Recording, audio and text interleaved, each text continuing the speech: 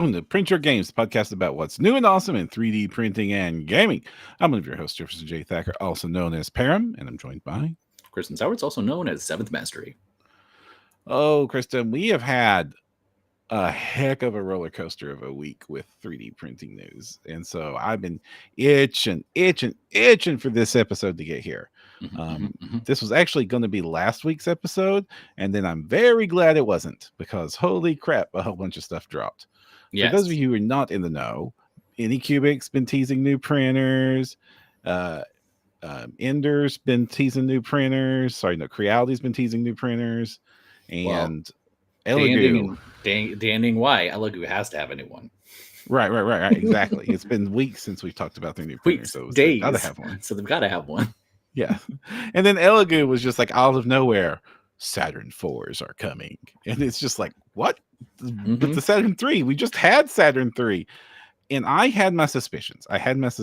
When they started announcing, because they like showed off the silhouette of the printer. I'm like, oh, I see what's happened here. And I thought I was all smart. I thought I was like, the unification GK2, uniformation, not unification. Uniformation GK2. Everybody's bragging about how awesome this printer is. And it is a very awesome printer. It is everything a Saturn 3 Ultra is, with a bunch of convenience features thrown on top of it.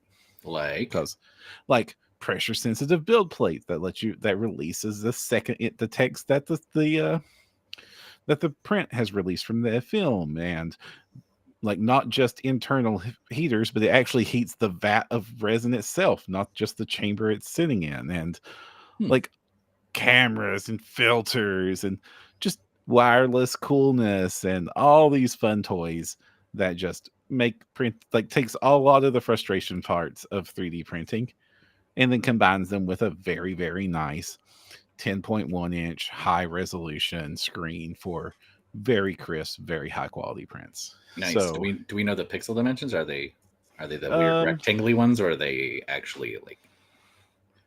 I don't know. Uniform. That's okay. I was just curious, because that's the weird thing. It's like my one hang up with a high end printer. I swear, it's like they've been all so cool, and then like you get this little weird. I'm like, that's gonna look. I mean, like if you look at it, like microscope close, but still. Right. And for the last little bit, that's been the narrative amongst the printer channels is, oh wow, this is the new best printer in town, and it's a little bit pricey. It's like $800 to get the GK2. Okay, that's a little out of my casual range. Yeah. But like, I get it. Like, it's a premium printer with lots of like premium, what do we call them?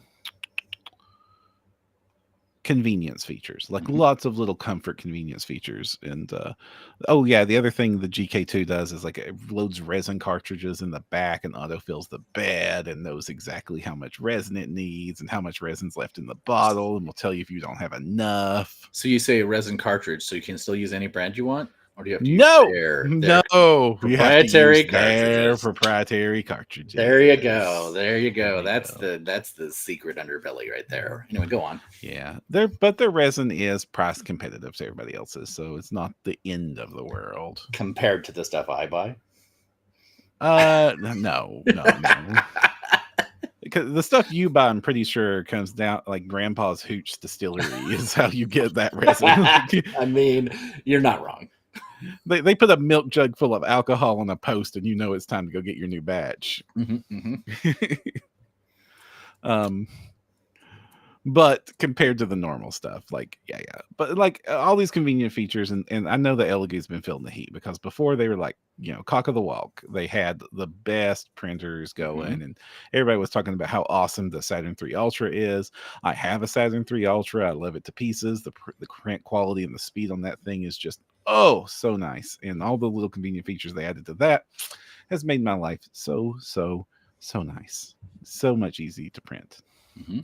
So I was interested. I was happy and excited to talk about whatever this new Saturn 4 Ultra was. But like most technology, I skip every other generation, because that's when you get a bunch of features. And then Anycubic, they have their new printer out, and it is exactly what I said that this was going to be. It is What if GK2 but cheaper with Mm-hmm. all the same convenience features, auto bed leveling that actually works, and like really cool features that the new Saturn 4 has. Like I'm going to start talking about all the cool features the new Saturn 4 and the Anycubic both have because they both released very similar printers at almost the exact same time. All right. So it's got auto bed leveling, which is a pretty neat trick. They just put springs on the build plate, and the build plate presses and the springs flatten it. It's a elegant, simple solution to a problem. Mm-hmm. So you never need to level this build plate. It just automatically levels itself when it prints. And I don't hate it. I don't hate it. It also has residue detection and level detection on the resin, so it will know, hey, I don't have enough resin left to do this print, and it will warn you before you get going. And it also has, hey, there's something in the vat I can't print, or I'll stop the print because a piece has fallen into the vat, so we do not want that to get in the way. Wow. Like lots of cool features to protect your FEP and all. Like that's really great. And the Anycubic version even has a chamber heater in it. So like, you plug it into what would be the air filtration slot, but it's got more juice. Okay. So it air filtrates and heats the chamber. So we're talking about the print chamber under the hood. Yeah. It doesn't print the vat itself. It just heats the chamber, which is an option. You can get those aftermarket now. There's like lots of really like purpose-made ones. I think even Sunloo's got one now. Sure. And I imagine it's just like, any room temperature situation. If you're leaving that heater in there long enough before you start your print, your resin's going to be at temp anyway. Exactly. So it's a solution to the problem without having to put coils around your vat and all that stuff. Yeah. So. I know like a lot of people like the band heating solution where they like wrap a heating band around the vat and stuff like that. And so that's what the Anycubic did. So it was like, aha, it's the GK2, but cheaper. Right. It's nice. Like, honestly, Anycubic, good going for you. And also ultra high speed printing with like improved FEP films. I think it's Are they doing? I don't know which one they're doing. ACF. I think Anycubic's doing ACF, but they might be doing PFA. Nice. Elegoo has gone from ACF to PFA now. Which is not as release sensitive. Like it's not as how do you say not sticky? Like what's a good? It's slippery. It's not quite as slippery as ACF. Sure. Yeah, not quite as slippery. So wouldn't that be has less? Friction? I don't know what the correct word here is. It lets go of prints easier than standard FEP, but not as good as ACF. But the thing about ACF is cloudy, and some people say it reduces print quality.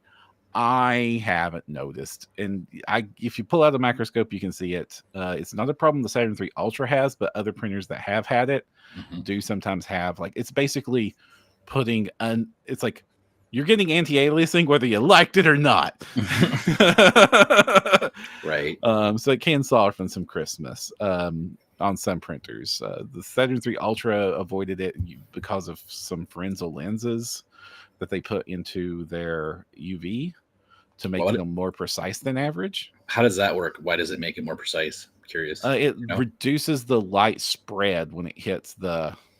Okay. It makes the light go straighter when it hits the vat. More focused? Sure. Sorry. Anyways, it has less light bleed. Yes, got it. And that's becoming more and more common with these printers, so that's great.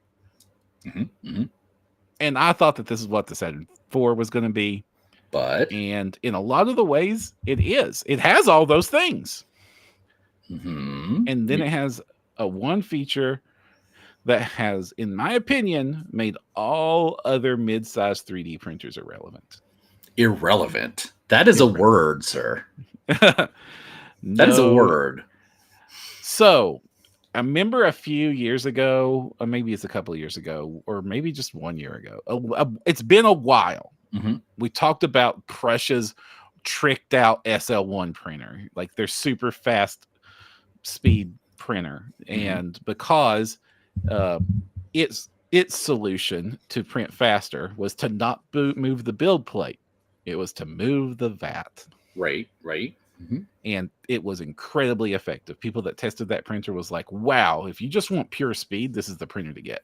But it didn't have like all the right features in all the right places. Mm-hmm. There were like the Mars 3 was ultimately a sharper printer. Right. You mentioned that. And also it was $2,500 to get that cool feature to print faster. Pish, pish, pish. So it became like this super premium printer that had a really cool trick. Elegoo has put that in the Saturn IV Ultra. It has a Z tilting bed plate. When the Saturn IV Ultra is printing, the print bed barely moves. It doesn't move visibly.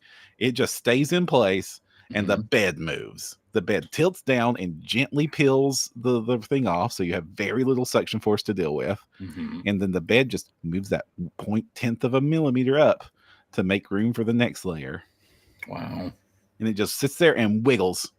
It wiggles a print and it print. So they were not shy about sending this printer out to review units, because that's a thing to brag about. But then you're like, I need to see it to believe it. Right. And they knew that. So they sent this printer out to almost everybody with a printer channel.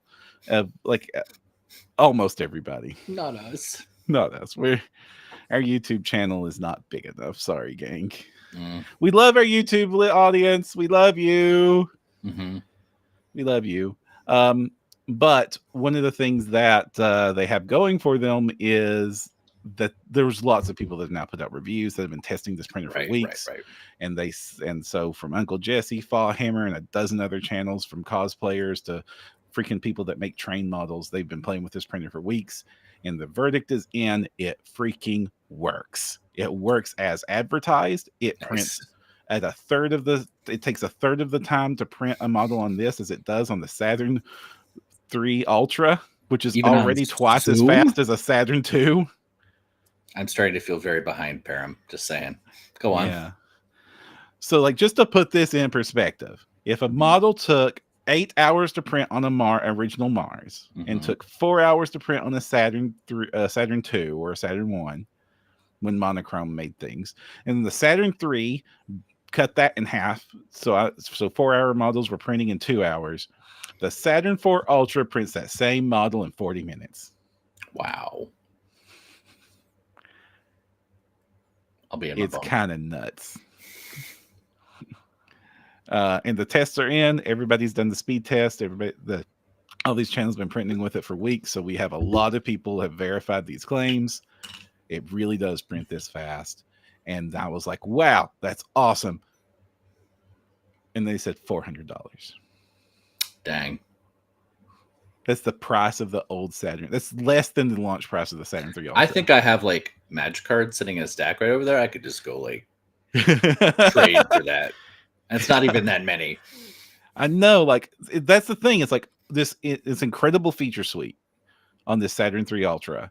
And then they come in with a price that freaking aggressive. Like, this is the same price as like last year's premiums. Like, not even last year's premiums, last year's mainlines. Like, it's under the launch price of the Saturn III Ultra. It's about the same as an old Saturn III. It's about what I paid. Is it about what I paid, or even less than I paid for my original Saturn? Like, this is like the perfect like, it's a bit more expensive than most entry, what we would call small entry printers, but not much. Oh my gosh. Yeah. David says you look really excited. I'm just going to say the only reason I don't look quite as excited, David, is A, I have a lot of beard on my face, and B, I'm a little bit shocked because that's a really, really low price for what this is. Yeah. It's just insane. It's just like, I cannot believe that this feature set. So what do you get? It's the same print. It's the same screen. It's the same screen as the Saturn III Ultra. So like the same quality. Nothing has changed there. Same resolution, same size, same build plate volume. But what you're getting added onto this, like, I almost don't even want to talk about the Saturn IV, the non-Ultra, because of how insane this is. You should, though. You should. Yeah. Let's hear both. So, you've got the front tilting lid, which is like, it's like, it doesn't matter, but like, if you like that, it's there. So you don't lift the lid off, you just lift it up. And I like that more than the doors. I like the lift lid more than the open doors on the front, because it gets out of the way. Yeah, I do like that. The difference is you do need 4 inches behind the printer to make room for the lid. I mean, To be honest, I usually still have my old reliable emergency cookie sheet underneath the printer. Mhm, So shifting things around so that pushes mhm, it, you know, four mhm. 4 inches out. Eric Davis says you still have to add a handle to the lid. I do. I mean, Mm. Eric, I don't know about you, but I actually got really cheap suction cup That's what I hooks, did. and it just works just fine. And I've been able to transfer them to printer. So Right. And there's the spring loaded build plate. Like that's such an elegant solution to this problem. It's just just always going to be level. so many things that aren't going to be hassles on this thing. It's got built-in Wi-Fi, but it's the cool sort of wireless printer to where all you're doing is loading it. Basically, it's taking this and you no longer sneakernet. I've had this on the 3 Ultra and it's perfect. It's just drag your file onto printer, then go to printer and still print, but you don't have to keep track of USB drives. That's that I, alone. I don't want to start a print from my room. That like I get why you might want to, and I think that this is capable of that if you want to run a print But farm setup why? like that. But I'd still want to go in and yeah, see that everything's in good shape, that the resin tank looks good, that everything's clean. Like you're just asking for headaches if you can just kick it off. Oh my gosh, I can only imagine the trouble I would get in. Can you imagine? I am a cautionary tale, folks. And if I could just start a printer without going and looking at it, no, let's not do that. Do not give me I, that for, power. I forgot to mention the built-in camera that both watches for print failures and can save time lapses of your prints. So if you want to say put your prints on your TikTok channel, you now can. I'm hearing of Oh. justifiable business expense, is what I'm hearing. Oh yeah, Lord knows it's a business expense for me. Well, Oh yeah. yeah, it's also got the smart sensors to know if like there's something in the vat so that it doesn't puncture your screen, and if you've got enough resin in there, all that fun stuff. It's got this new latch where you've based so that Oh, I don't know if this is good or not, but that's just a no, neat that looks thing. great. That looks fabulous to me. Just to slide it off and You're on. not going to accidentally leave it unscrewed. Is what's going to not happen. Who's ever done that? Oh. And then it's got it's got tempered glass LCD protector, so you don't even need to worry about the screen protector. But what am I going to say at the end of the show? Well, other people don't have those. That's fair. And it's using PFA. It's using an all metal housing, so no plastic. So yeah, it's got all the features. It's got everything you could freaking want in a printer right now, except for it doesn't have a heater. That's the one thing I was surprised about. They're releasing a heater for it a couple of months later, but it will not ship with the heater. Troy asks, how well does unused resin drain off the fancy build plate? I don't think we have that answer. Do we? I'm gonna just dunk it in my wash and cure station that I can still use because it's the exact same size build plate. That's also kind of nice. I mean, let's be honest, that build plate's pretty big for just about anything you could want. I'm gonna have. They do say you have to leave the lid off of the wash while you're running the wash, whereas because it's taller. Mm. That's fair. Yeah. In the other, oh yeah, it also has. This is a new feature: power loss resume printing. So even if the power goes out in the middle of a print, it will remember where it was at and resume the print. So you don't. If I have lose a it. print fail in less than 40 minutes of print time, I'm probably not going to care. But okay. Well, that's for your standard, Space Marine sized infantry. Sure, if I'm printing a dragon, maybe I would be more upset. Yeah. You might want to print all night and max out the 220 millimeter tall print volume. That is a downside. That is a downgrade from the Saturn 3 because the build plate is so much chunkier. You lose 40 millimeters on the vertical. Well, I mean, if this is our major downside, I'm still not too mad about it, honestly. Yeah, but let's compare it to there's also the Saturn 4. So let's say you want to just spend $300 instead of $400. Yeah. You get all the same features except the wiggle plate. You get everything but the wiggle plate. So you still get the auto leveling, all the AI stuff. You don't get the built-in camera if you have to provide your own camera.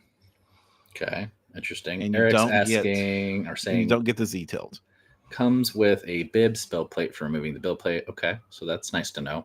And then Oh Lava yeah. Beings asking, what's the longest time you can print on something like this? Until you run out of resin, really, right? Well, you're going to eventually reach the Z limit. So it prints at 150 millimeters per hour, Mm-hmm.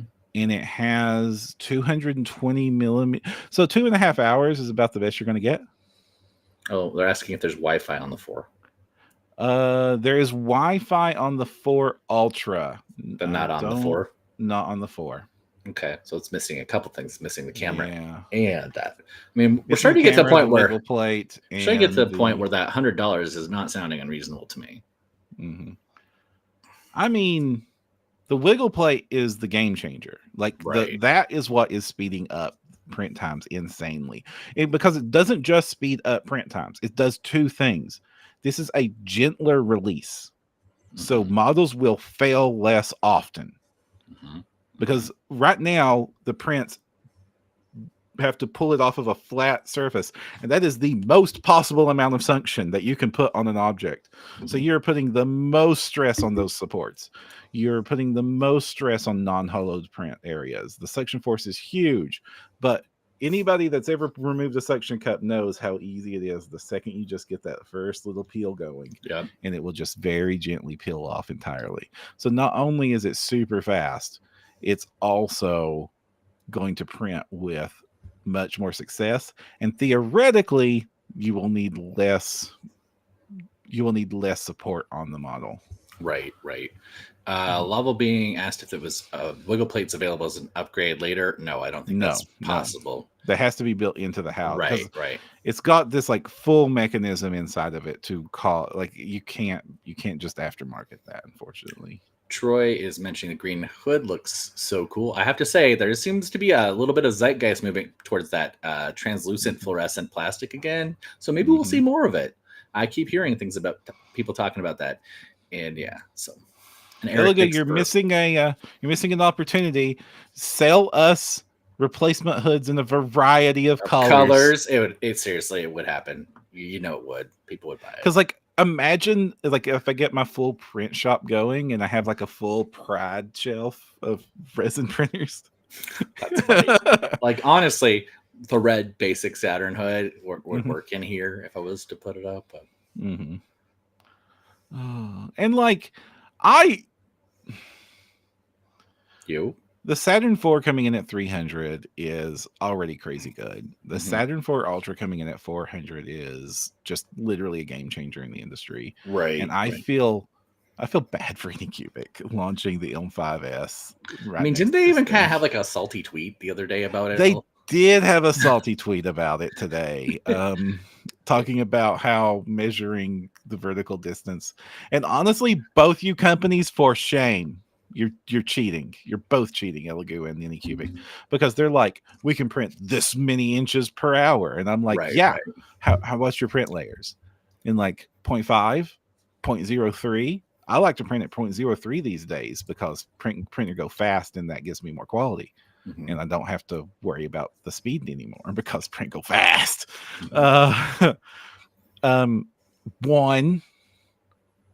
One. They're printing at 0.1 millimeter. FDM printers can print 0.1 millimeter. I mean, you're not taking advantage of the resin at that point anymore. With some working conversion on most of them, but sure. Yeah. And then like some of them were advertising at 0.2, and I'm like, that is the default setting for a filament printer. Yes, true. Yeah. It's like, don't ever show me those numbers because those are just BS. Like 0.5 is the de facto default for most people when they're printing in resin. So if you're going to show me millimeters per hour, show them to me at 0.5 because that's the one that matters. And maybe I want to point at 0.3, especially with these 14K screens. And again, 14K, like as a lot of like Fallhammer says, like that's just like it means nothing. But since now we're talking mostly about mid-size printers as the standard de facto printer going on, I kind of think we're going to see small printers, small form factor just phase out. I think everybody's going to be moving to mid-size at this point, especially now that the price range, like you can get the Mars 4 Plus which is like the rebranded Saturn II, for like $200 now. It's just maybe even less on a sale. There's that So like question again about the pixels, by the way. rectangular, they're Yeah. rectangular pixels on the Saturn. Mm-hmm. I think the I think the GK2 has square pixels. I think that's another reason people like the GK2. I mean, So it's a you're still tiny talking grade. 23 microns on the Yeah, I long know, size and I 17 know, I microns on the short. You can't see that. But I know it's there, Param. I just know it. Turn on anti-aliasing and you'll never even know it. All right. Oh, Anycubic is not done though. They do have a cool trick up their sleeve that I want to give them credit for. What's that? They are releasing an ALMS system for their Cobra printers. Oh, so if you Cobra printers are good printers. They're kind of like the Neptune line. I know that some of us are having problems with the Neptunes, but it's the same idea. It's like a bed slinger printer with all the features and clipper to print super fast. And now instead of having to get a whole new printer, they're releasing a multi-material system, so you can have multi-filament going, multi-colors prints on the printer you already got. If you have a Cobra, like, you don't have to buy a new one.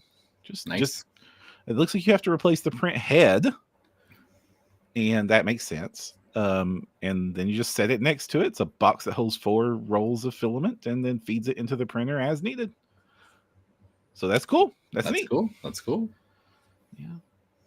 Honestly, I'm almost wondering sometimes if that wouldn't be better, like those sort of boxes, than the standard spools. Because I like, particularly on my Neptunes, I feel like there's a lot of wobble on my filament thing, which sometimes causes that thing where it'll spin forward too far, right? And then there's a loop. And then the next turn of it can catch your filament strand under the loop. And then when that pulls back down to that level, as it tightens, it can actually constrict around the filament and stop it from, it tugs it, and then that can mess up your print. Oh, there's a few fun toys there. So you can get like external filament boxes that dry your filament. Our fan of the show, David, shout out to David. I know he's watching right now, watching from his game store. So that's cool. That's cool. Hello, game store. Links me. Sunloos has a filament drying box that you can put, which for PLA, not so really important. Like, as long as your environment is reasonably controlled, you're fine. But when you're starting to print nylon or there's another material I'm trying to think that's really vulnerable. Nylon's the worst. If you want to print in nylon, you need a filament dryer box. So it dries the filament and feeds it to the printer at the same time. So like keeps it dry all the way to the print head, then prints with it. Yeah. So there's certain filaments that if you're just printing in PLA, you don't need a dryer box, but they do also make other like boxes that are just like cool wheel setups that you set next to your printer that just more gently feeds the filament than the current stick on the side of it. Makes sense. Yeah. And there's also a lot of, if you look for your printer, a lot of them will have a optional printable upgrade where you can replace the stick with a new version of the stick that integrates a bearing so that it spins a lot smoother and has less catches and kinks. So a good first print if you want to upgrade. Something like that. That might not be a bad idea, because I do, like I said, I do feel like it's got a little opportunity there. That definitely caused some fails for me. That looping thing happened. So I don't know. It's actually, I think, because they're faster, and that moving, the motion creates like a little bit of like a wiggle sometimes on the filament spool. I don't know. Been weird. Like FDM, as everyone who's listened to the show for any amount of time, has always been a little challenging for me, and it just has. And I don't know exactly why. I guess it's just because I'm not that DIY, like DIY. DIY. See, I don't even know how to say it. It's not my vibe. I don't want to like hack my thing up and replace, like literally getting told to replace the print head the day I order it is like, Oh no, I'm not doing it. no. So I am so sorry. no, it's I'm okay. like, especially since I'm just like over here with like my slew of Neptunes going, yay, castles. Yeah, not my general experience. So shout out to Voxel Forge who just joined chats. Howdy, howdy. We've also got Lava Being, David, Eric Davis, Troy, and maybe I missed somebody else. James was here earlier, I think. Oh yeah, James. Hey James. Yeah. That is a good reminder that Print Your Games records in front of a live YouTube, Facebook, Twitch audience, and also other things. Yes, sometimes. So catch us live, and you can ask questions in chat, and we will answer them. Voxel also says might go for a bamboo. I'm thinking about it too. It's looking pretty spicy. So Pat Tackett in chat. He's one of my local game group. Nice to see you. There's been another thing I've been seeing. I saw this on a Facebook group, which is so it's been fairly common lately to, if you want to control the environment of your printer, one of the things you can do is you can just get a grow tent and put it on top of your printer, like little bitty enclosures, thermal enclosures that you often have, like attachment places so that you can put ventilation systems and all this fun stuff. And so if you want to print ABS and you don't have if you want to print ABS at all, that stuff's toxic as crap, so you definitely need to have something like this to vent your print stuff out and keep all the toxic fumes, and also temperature control and climate control the printer, and but so you can put it in your basement.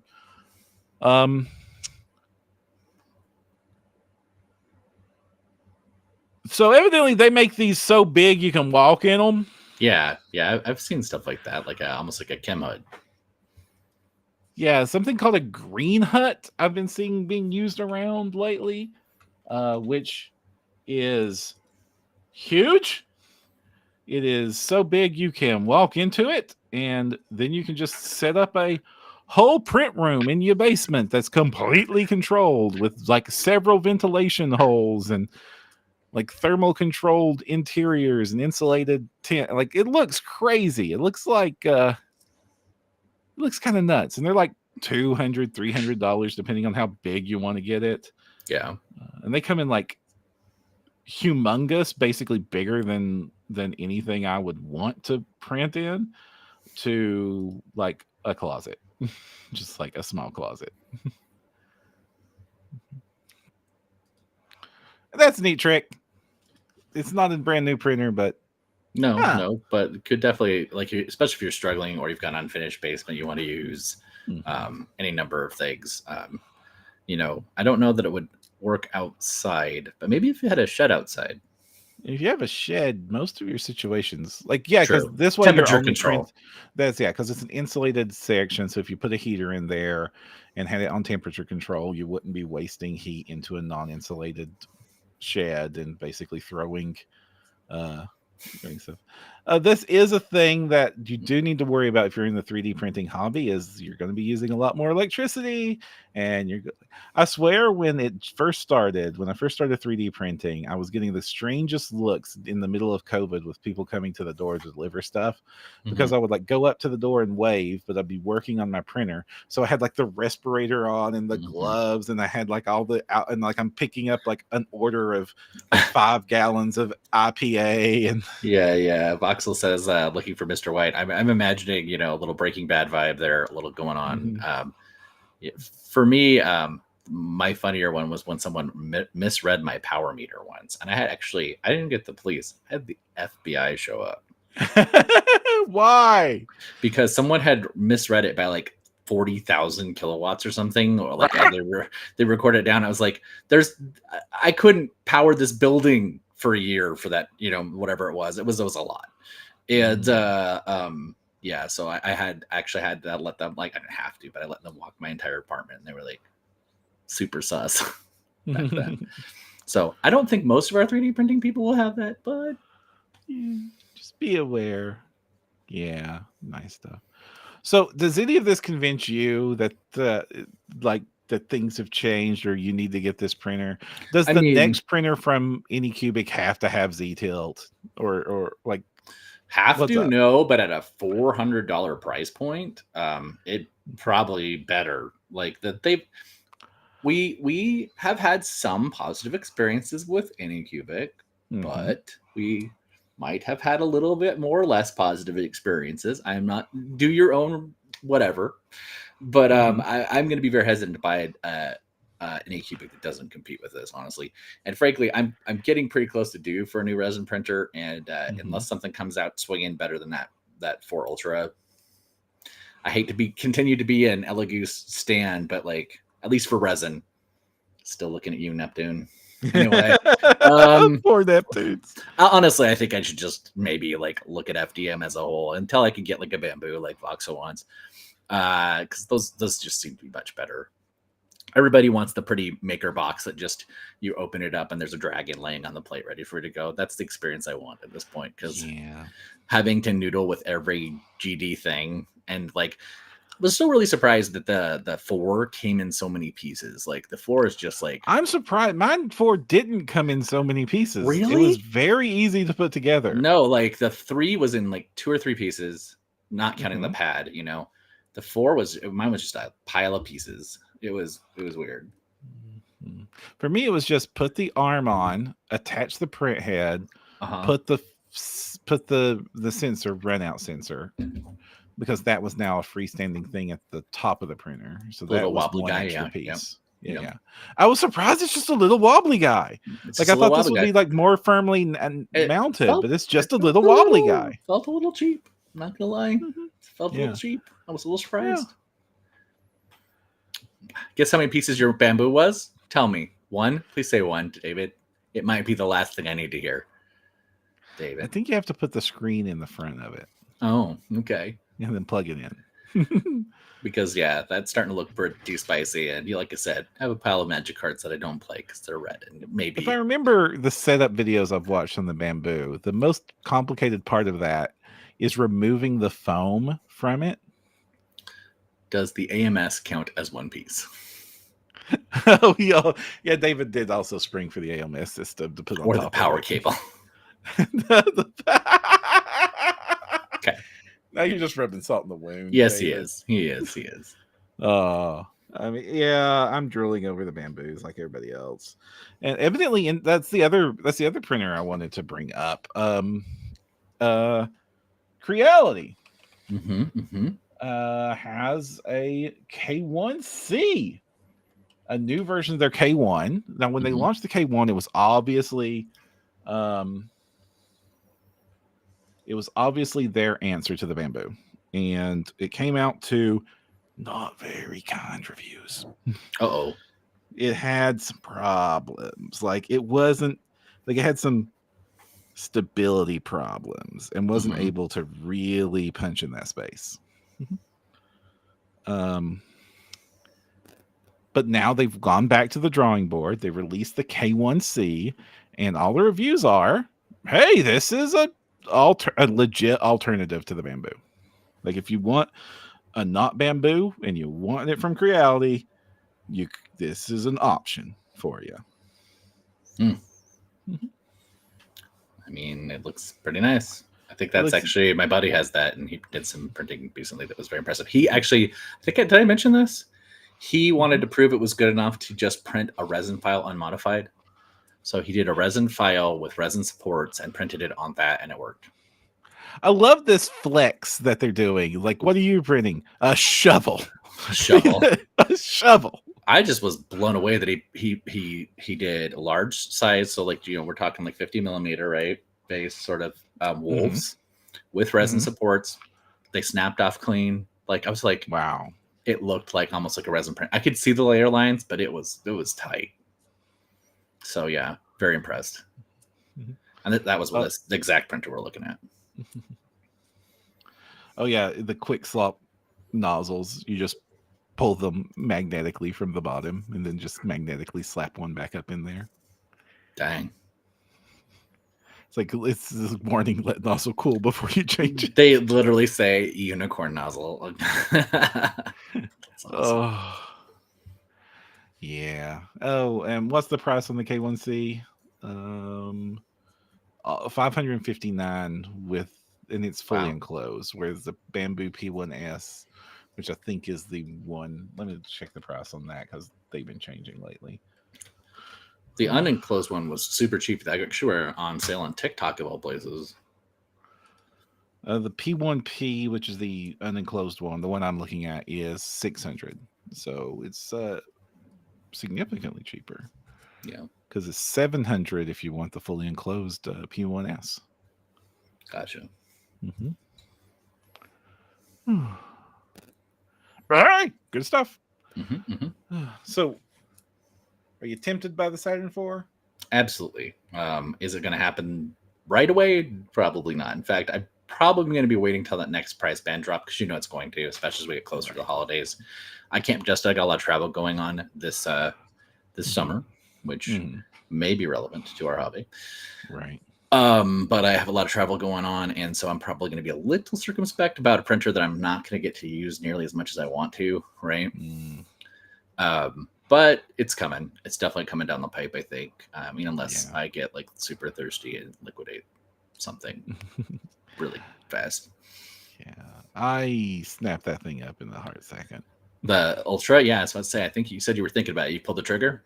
Oh yeah, I pulled the trigger instant. Like as soon as I saw the reviews coming in that it actually was living up to its promises, I'm like, nah, this is absolutely the printer to get. So is that price point on pre-order only, or was it just the standard price point?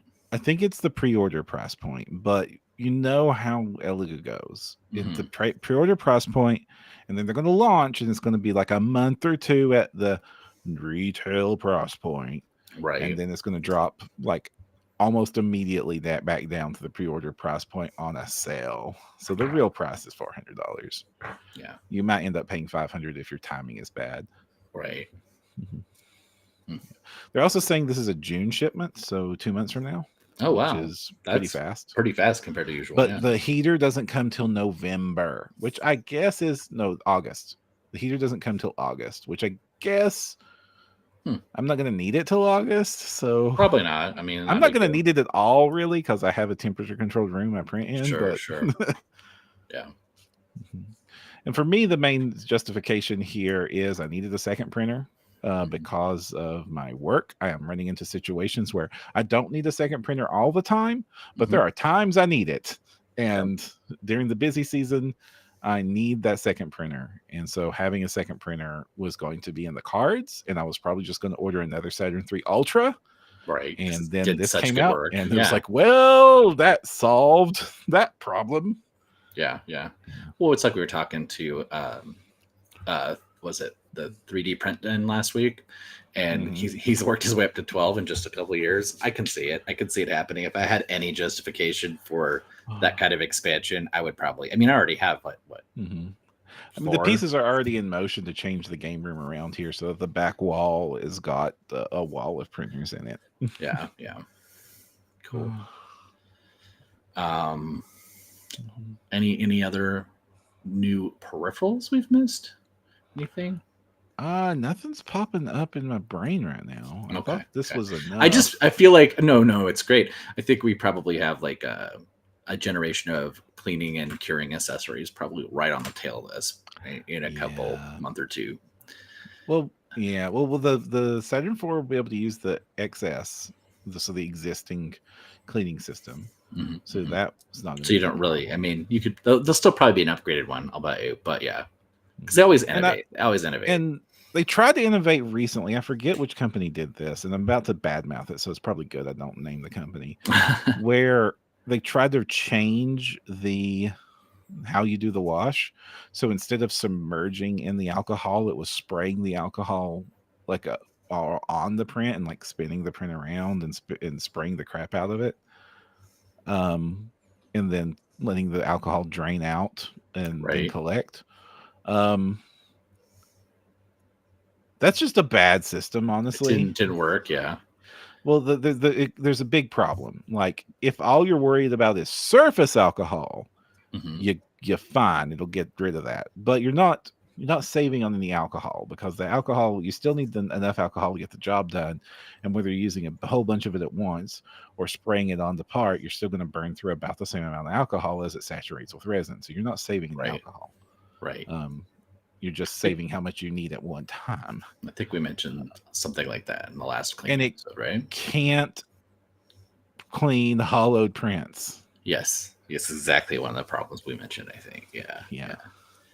Eric's asking, can what could they really improve?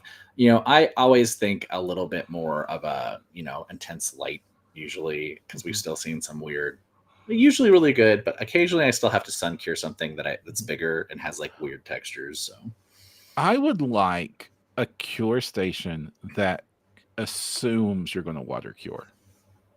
That would be interesting. I wonder what the changes would look like. Because right now I just have a giant jug that I put into my printer.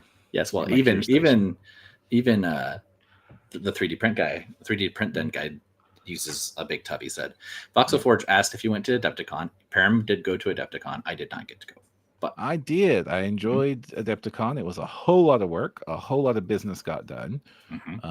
I met some really fun people, and you might have seen some teasers about some of the things we got up to hitting on the YouTube lately. It's weird seeing myself in certain YouTube channels. But not bad weird, right? Good weird. Yeah, it's good weird. Good weird. Good weird. Yeah, just super weird. Yeah. But hey, we got some fun 1-page rule stuff coming up down the pipe soon that I'm working really, really, really, really, really stupidly, ridiculously hard on. I'm excited. I might get to poke around at some of it too a little bit. We'll see. Yeah, that's fun. I have a couple other things to toss out. Okay, what's up?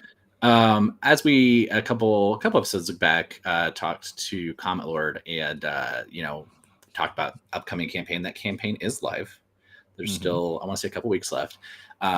And this is just something I want to say high level. First off, we have no direct affiliation with Comet Lord. We are not like whatever sponsor or anything. Sponsors. Right. The show doesn't take sponsors. Correct. I mean, put enough zeros there, we'll reconsider that. Anyway, but what I wanted to say is campaign is active. It's live. I just in general, this is a general thing about crowdfunding. Alternative platforms also mean oftentimes like a little bit less exposure. Kickstarter does a lot of things to put their stuff on social media. And if you're not on something like a Frontier, you can get less exposure. I feel like it's such an amazing campaign and it's not getting eyes on because it is on BackerKit. It's on BackerKit? I believe directly. Anyway, so I would just say, go check that campaign if you haven't yet. It's still got a couple weeks left, I believe, and it's a really cool thing. It's got 5e stats. It's got so many cool things. But I would go check it out, and it's getting there. But it's I feel like it should be way further along than this by now. So anyway, he's a friend of the show. We love him. We'll put the link in the show notes, Eric, I'm sure. So, but definitely check it out. And it's got 16 days ago. Looks like there. So there's still some time, and I would definitely like Scott to get a little bit more support. Oh, look at that! You put it in the chat. Look at you. But yeah, Scott is a cool guy. His minis are off the hook, and I definitely want some more exposure for that. So share the link if you can. Like I said, we have no skin in this game. I just love the dude and I love his stuff. Yeah. So I want to see him making more cool minis. Yeah, and these are scary. These are very scary. They're scary. They are fun. Yeah. Cast and Play is coming back with some more terrain. Oh yeah, we'll have to resub. Yeah. Or is it just is that Frontier? What is it? We don't know yet. It's going to be a campaign. It's going to be a campaign. Okay. That's fine. Honestly, on some of these, because I love Cast and Play, their minis are super like flavorful and they have a lot of character, but they do verge a little cartoony for me sometimes. So like, I definitely don't mind a campaign where I could kind of pick and choose what's coming down. The interiors campaigns they did were amazing. The wall campaign they did was also really cool. So I'm here for their terrain. I'd love to see what it is. But also failing the thing where they have a campaign coming and it's not on their website. Oh no, don't say that. Is it buried somewhere in Y'all their do Patreon feed or? better. Like it's Yeah. probably on their social. I love you, Cast and Play. Y'all make amazing models. Make it easier to find your stuff because I want to share it off here. But basically, they're doing their take on Dungeon Tiles. Oh, all Like right. super animated, super awesome, square, drop into place dungeon So we're tiles probably with talking something. customizable walls and stuff. And they've got a free set, right? The campaign hasn't started yet because they're still taking some feedback on what they want it to be. And so they've got a free starter set that you can just download and experiment with and give them feedback on what you want it to be. I think it's called DXR tiles. Okay. I might get that. I might have that wrong. All right. Do you have any other shout outs? No, I'm good. You? Okay. I very likely, it's increasingly likely. Oh, hey, look, he's even here, Scott. Hey, Scott. You imagine there'll be a relaunch? Yeah. Well, I still believe in you, man. Hopefully you can get it to where you need it to go. But speaking of getting to where we need to go, I'm probably going to be roving a bit this summer. And if you have an amazing, especially 3D printing friendly LGS or 3D printing reseller LGS, I would love to visit them because I'm going to be poking around different game stores around the country. And that's going to be probably something I start doing a little more regularly. And so, yeah, if you have an amazing game store near you that is open and adaptable, and I don't care what it's for, I would love to just kind of check out what's out there in the country. I will be roving this summer, so please hit me up either on TikTok at 7th Mastery on TikTok, or just 7th Mastery at Gmail if you want to shoot it to me too. I would love some recommendations, especially if you are east of Wyoming. So anywhere from like Wyoming-ish to the sea, to the east one, the Atlantic one. But I would love that. I'm going to be going north and south, so I'll probably be all over the place. And hopefully having a good enough Wi-Fi to still pop on the show. All right. Well, everybody, if you want to watch more of our show, you can do so over at bringyourgames.com. You'll find links to all of our socials as well as all of our past episodes. If you want to support the show, the best thing you can do is give us a review on iTunes or Spotify. No longer Google Play because that shut down. Moment of silence. Okay. Or YouTube podcasts now is a thing. And I think that's kind of why Google Podcast disappeared. And we're on all those platforms. And if you're watching us on YouTube, like, comment, subscribe. That's the best way to help us reach more ears and expose more fans to the joys that are 3D printing. Until next time, I'm Jefferson J. Thacker, also known as Param. I'm Kristen Sowers, also known as 7th Mastery, and don't forget to use your screen protector.